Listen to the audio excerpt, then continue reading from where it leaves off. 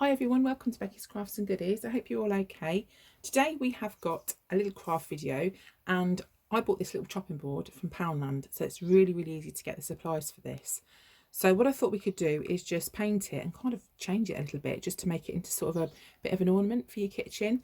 Now this tutorial is really easy, so if you've not done anything like this before, you might find this something good to sort of get going with.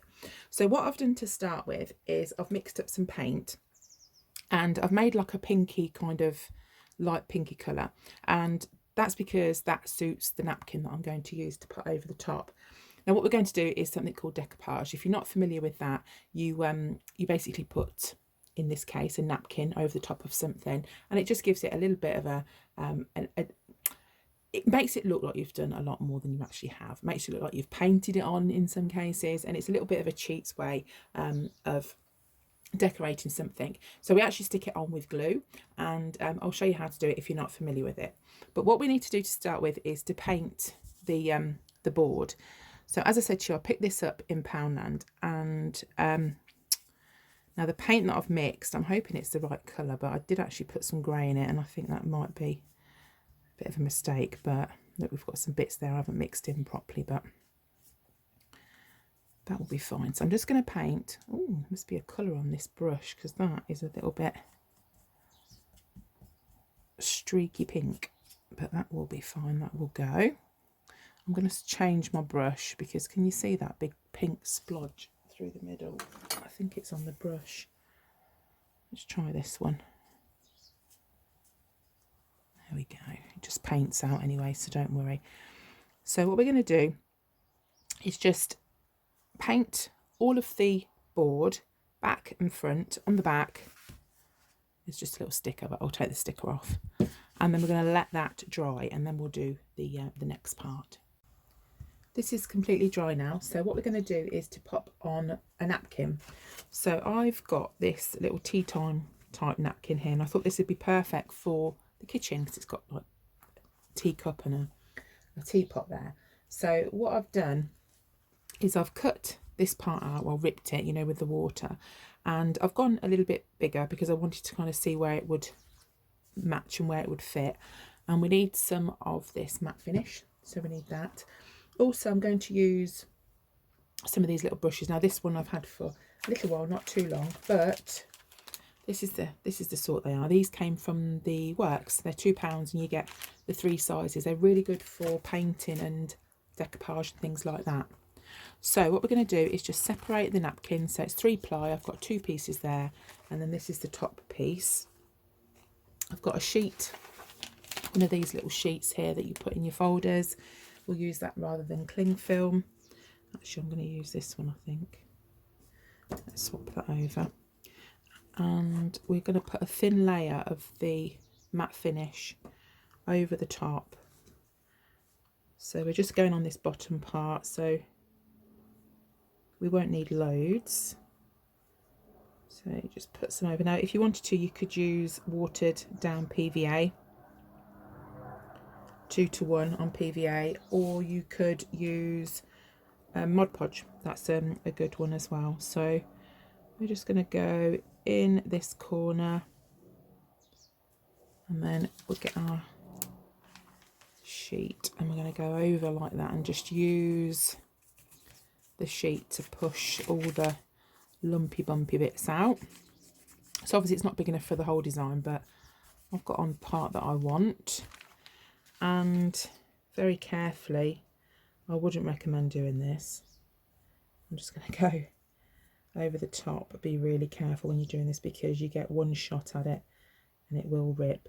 But if you do rip a napkin, then you can take them off, if you take them off quickly, and redo it. So that's as much as I dare do on that. So I'm going to leave that to dry now, and once that's dry, we can take these little corner bits off, and we're going to decorate this top part. Now the next stage, this is all dry, so we're going to take these little bits off around the edge. Now rather than cut them, get yourself a nail file, and all you have to do is to get the nail file and pull it away like that. Don't scrub it like that, just pull it away, and then what happens is you get a really nice neat edge there. Do that all the way around, and then we're going to put the vinyl on. Right, so I think it looks quite neat when you can finish it like that. So now I've got the vinyl, and I just cut that out myself using my Cricut machine, and we're going to stick this on. Now what it's going to say is, the heart of the home is in the kitchen. So I've done 2 different fonts. So we've got the 3 big words here. So the heart being a bigger word, and then of the, and we'll put home like that, and then is in the, and then kitchen. So that's how I'm going to put it on like that. So those are in a different font to this, and these are bigger. Right, so it's coming on quite nicely. I've paused what I'm doing to stop and show you. So they're going on. So I'm doing the smaller letters there, and then the bigger ones this side. So it's literally just a case of putting them on slowly and lining them up like that. But again, you can use sort of any colour scheme you want, and you can also write anything on there that you want. So you can put like Nan's kitchen, or, you know, anything on there that you want. Right, let's just slowly peel these back. So this is all you do. Just peel that part back, and then the vinyl stays on there. So you can see it's coming together. I think the grey works really nice. I think it looks quite good. I was quite worried how they were going to go on, to be honest. With vinyl, you never know how it's going to work. Sometimes it plays ball and sometimes it doesn't. So stick that on there. Oh, there's a bit of vinyl there, look, stuck on the side. But these are great because literally these just cost £1, these wooden blocks. So they're so super cheap. And if you did like craft fairs and stuff, you could make these up for those. And then with the kitchen, I think I'm going to have to just slightly go over the teapot, but that will be fine.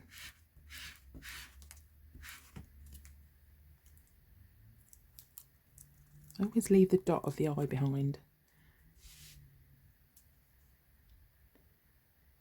Let's just pop that on there. But I think that looks fine over the teapot. Get the end bit. And then that's it done. So there's that. I think that looks really, really sweet. I'm going to go over with some matte finish because this is like a chalky kind of paint and it will mark. So I'm going to very, very carefully just go over, these bits, not really put any glue on those. I didn't want to do this first because they wouldn't stick. So I'll just go over it all, and also the back as well, and then we'll stick the bow on. So at the top there, I think it'd be nice to be able to hang it. So you can use lace or ribbon, anything that you've got. You could use twine. I had a little rummage through my craft stash, just basically looked and pulled out some of the colours. Something like this would be quite sweet. You could even, I don't know, you could make a bow maybe, put a bow up there. That would be quite cute. You could use this to poke through the top. Let's see what a bow would look like. So let's cut some of this off. I don't know what it's going to look like, but we'll see. Oh, I've done that really weird. Hang on.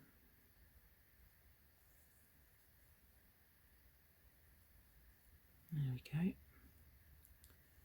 So this isn't wired, but you could stick something like that on the front. That would be quite cute, wouldn't it?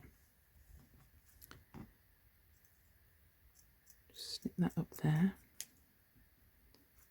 Get that level. I literally can just glue that on the front. I thought that would be nice to do that colour because I don't normally do these colours, do I? So I thought that would be good. I'm just levelling it up a little bit.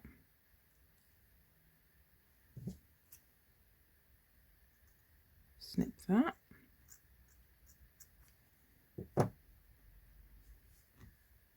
I think that would look quite nice. I'll glue that on. All I'm going to do is to hang this little bit of ribbon on the top. So all I'm going to do is poke that through the front with my little pokey tool, pull it through the back, and then pull that up. And then what we'll do is just literally tie a knot at the top here, and then that's what you can hang it with if you want to hang it up.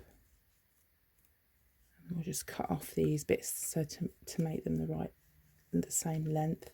Do you know what, I think one knot will be enough there, because that doesn't feel like that's going anywhere. So just cut that on a little bit of an angle,